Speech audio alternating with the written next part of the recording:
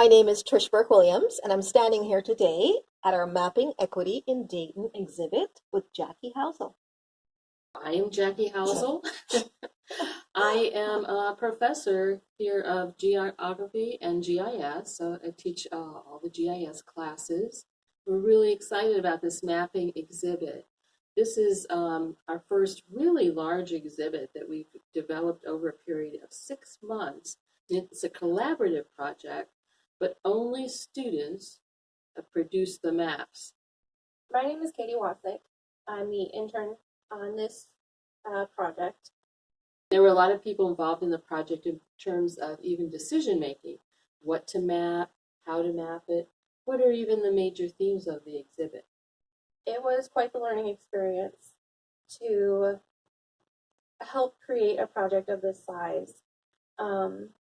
We'd make a decision one week and I'd go through and I would change a bunch of maps, and then the next week it was, oh, let's go back and do this, or let's change this other piece of it, and there were more changes to be done on all of those same maps. So it was a lot, but it was very educational for me and just very gratifying to see it complete and everything come together in the end.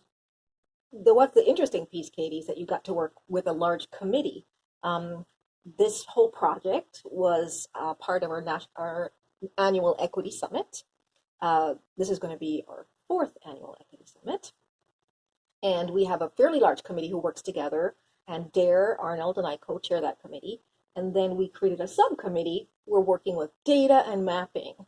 And so every time Katie did bring her maps to that subcommittee, there were at least 7 voices in the room. Yes. Looking at the maps, and what made it fascinating was because they all come from different backgrounds.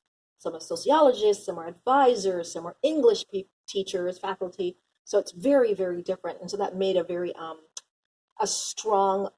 a very strong response to the visualization, and perhaps made it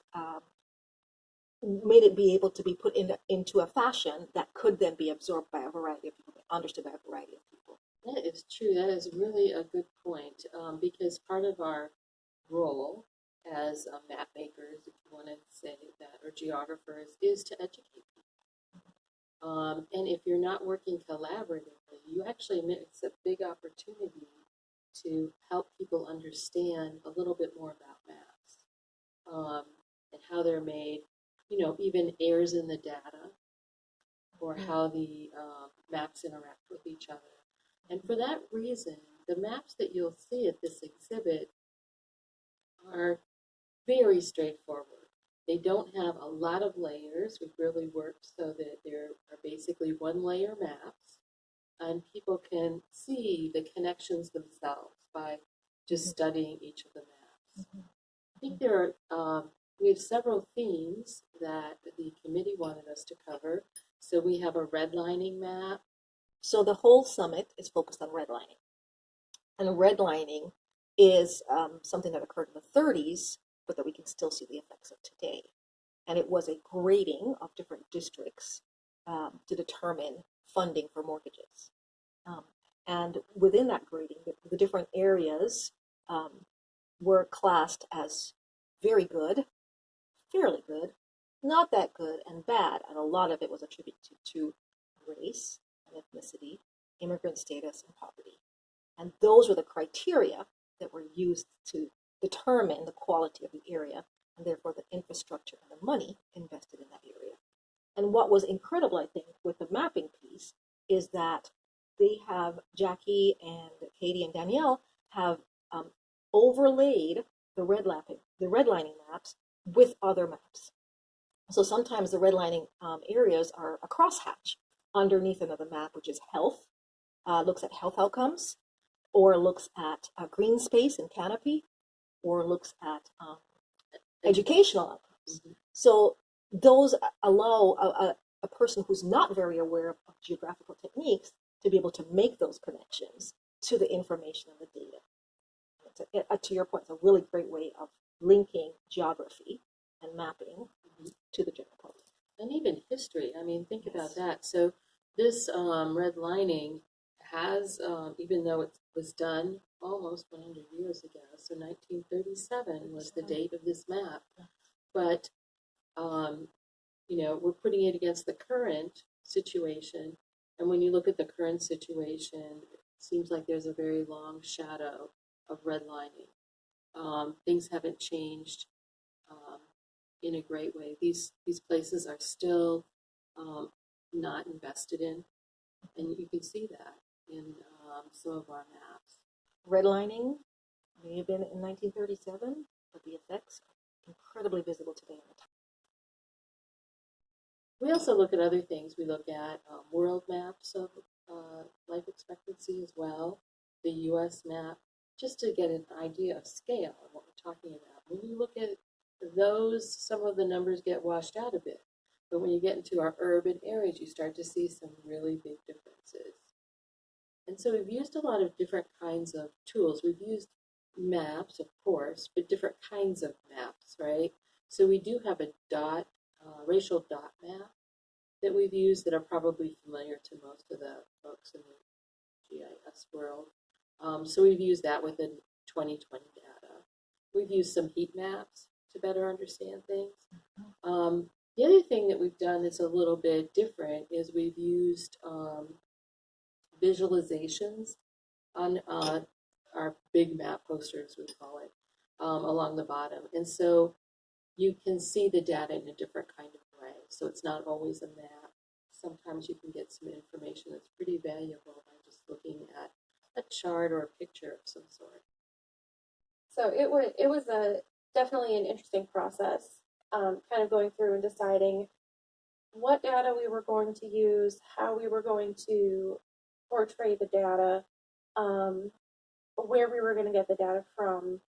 Definitely was an impact on all of our decisions. I have such a messy ArcGIS with this whole project.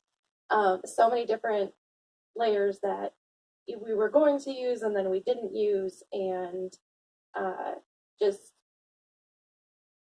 it was just a process of let's use this information, let's look at these particular degrees and the race correlation, and so creating all these different things and then deciding, hey, let's look at it from this point of view instead. The posters actually are modular posters, and so they're intended to, we could add to them later on, right? Mm-hmm.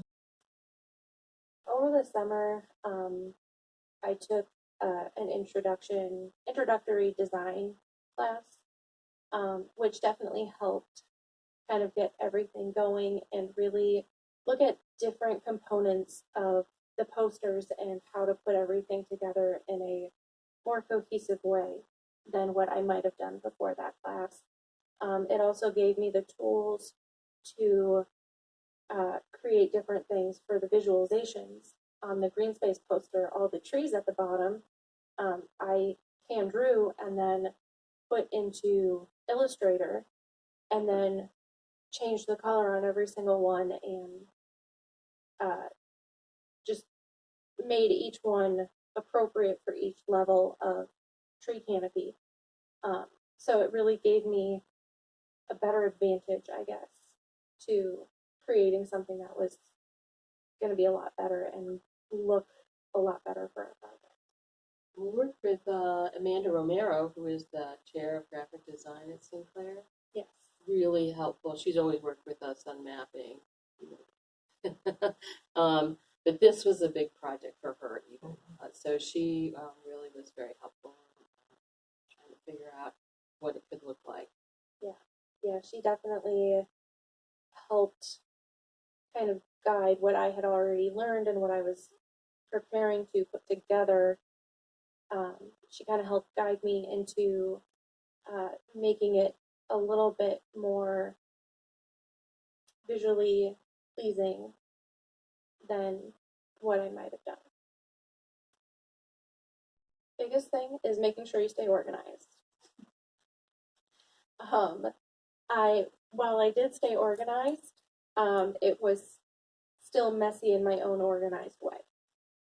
That would be the biggest thing. I took lots and lots of notes, because while collaborating with the Flex Committee and talking to Amanda Romero, there were lots of things that, you know, we wanted to look at differently. Oh, let's try and look at it from this way. So just making sure you know exactly where you want to go and what you want to accomplish out of everything.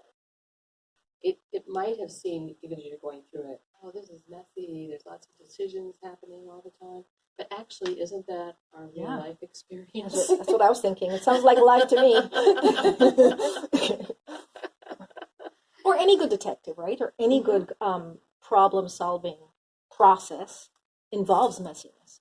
Because if you know exactly where you're ending up, then you're not actually solving a problem, right? You don't know where you're going to end up because you're taking all the data and all the information as you're going, and that decides or adapts your path or your way. So I found it was really what I have learned, I guess, is just the benefit of working with so many people. And the benefit here is educating people about mapping and how it's used and what are the constraints, right? Now mapping has even been used as a tool to oppress, right? As it has been, and it's done. You know, that's happened for generations, right?